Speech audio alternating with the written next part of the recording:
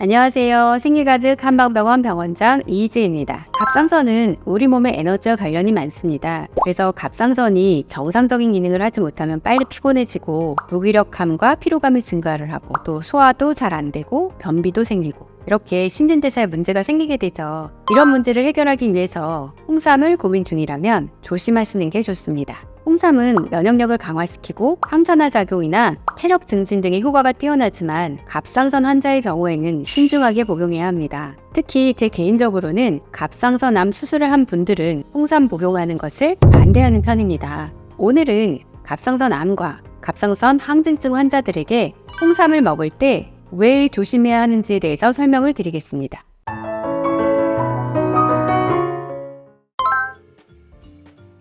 홍삼은 일반적으로 대부분의 사람들한테 안전하고 효과가 뛰어나죠. 위에서 말씀드린 대로 면역력 강화나 항산화 작용뿐만 아니라 체력을 증진하고 또 염증을 줄이는 효과도 뛰어납니다. 하지만 간혹 속쓰림과 소화불량을 유발하기도 하고요. 심장 박동이 빨라지기도 하고 알러지 반응을 유발하기도 합니다. 또한 홍삼을 복용하고 자궁출혈이 일어났다고 하는 케이스 사례들도 있었습니다. 특히 임신이나 수유 중인 여성, 그리고 당뇨병으로 혈당 조절이 필요한 분 등은 복용 전에 전문가와 상담이 필요합니다.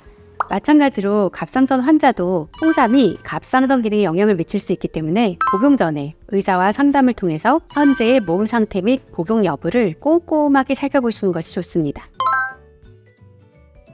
다양한 암 중에 특히 갑상선암 수술 후에는 홍삼 복용은 신중해야 합니다. 홈쇼핑 등에서 홍삼으로 만든 건강식품을 판매할 때 암 환자가 수술 후 기력 회복이나 면역력 강화에 좋다고 권하는 걸 보고 깜짝 놀란 적이 있습니다. 실제로 갑상선암 수술 후에 홍삼을 복용하다가 부작용이 생긴 사례를 많이 진료해오고 있고 최근에도 비슷한 케이스로 입원 치료를 받은 분도 있는데요. 건강기능식품으로 홍삼을 판매할 때 항암 효과를 많이 강조하면서 암 수술 후 복용을 많이 권하는데요. 이때 나오는 근거 자료들은 일반적인 홍삼의 항암 효과를 수치화한 경우입니다. 그렇기 때문에 다른 암도 주의가 필요하지만 갑상선암 수술을 한 분들은 특히 홍삼을 복용했을 때 여러 가지 문제가 생길 수 있습니다.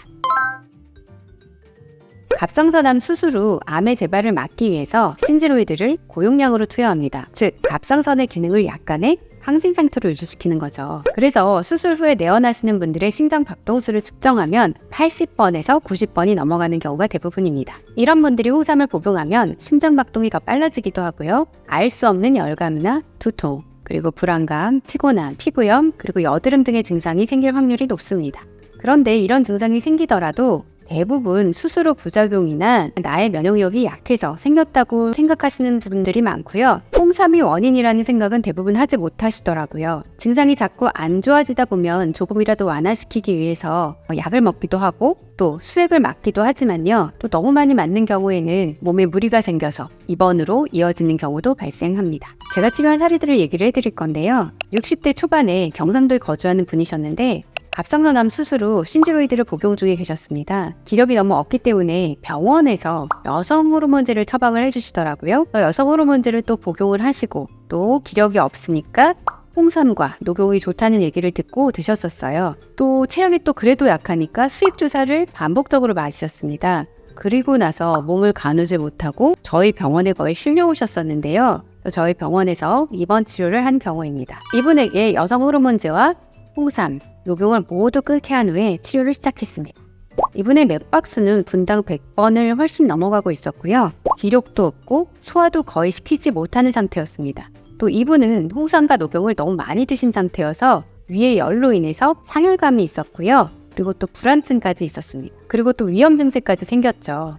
그래서 저는 위험을 치료하면서 상열을 내리는 한약 처방, 그리고 또 양방협진을 통해서 수액 처방을 같이 하였습니다.